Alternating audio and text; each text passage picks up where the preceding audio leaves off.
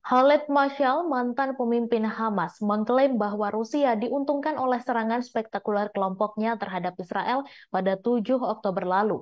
Maschal yang tinggal di Qatar mengatakan Moskow bermaksud menggunakan serangan yang diberi nama Operasi Badai Al-Aqsa itu sebagai bahan pengajaran di akademi militernya. Menurutnya, Rusia mendapatkan keuntungan dari serangan Hamas dan Israel karena mengalihkan perhatian Amerika Serikat dan Ukraina. Ia menambahkan, China sedang mempertimbangkan rencana di Taiwan untuk melakukan apa yang dilakukan Brigade Al-Qassam. Sebelumnya, juru bicara Kremlin Dmitry Peskov mengatakan delegasi Hamas telah bertemu dengan perwakilan Kementerian Luar Negeri Rusia, tetapi tidak dengan Presiden Vladimir Putin atau pejabat tinggi Kremlin. Wakil Menteri Luar Negeri Iran Ali Bagheri Kani juga berada di wilayah itu selama pertemuan tersebut. Hamas telah memuji upaya Presiden Rusia Vladimir Putin dan Kementerian Luar Negeri Rusia untuk mengakhiri apa yang mereka sebut sebagai kejahatan Israel yang didukung oleh Barat. Diketahui pada 7 Oktober, Hamas meluncurkan operasi Badai Al-Aqsa terhadap Israel dengan menewaskan lebih dari 1.400 orang dan menculik ratusan lainnya. Israel kemudian mendeklarasikan perang dan membombardir Gaza nyaris tanpa henti.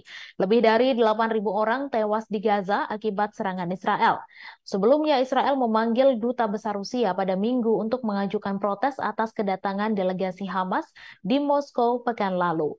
Kementerian Luar Negeri Israel mengatakan dengan mengundang Hamas ke Moskow, maka Rusia disebut melegitimasi teroris.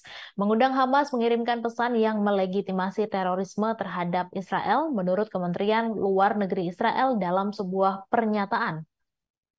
Mereka menggambarkan pemanggilan itu sebagai bentuk protes dan bukan teguran.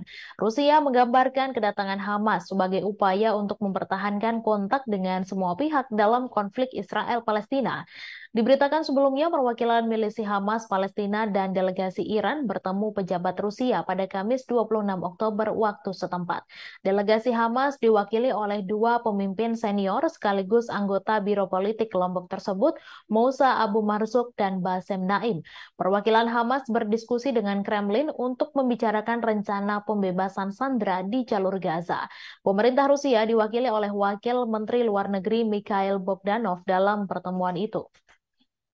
Sementara itu, Kemlu Rusia kembali menegaskan sikap Kremlin terkait krisis Palestina, di mana Rusia menegaskan posisi mendukung penerapan keputusan yang merujuk pada pembentukan negara Palestina berdaulat dan ibu kota di Yerusalem Timur yang hidup berdampingan secara damai dan aman dengan Israel.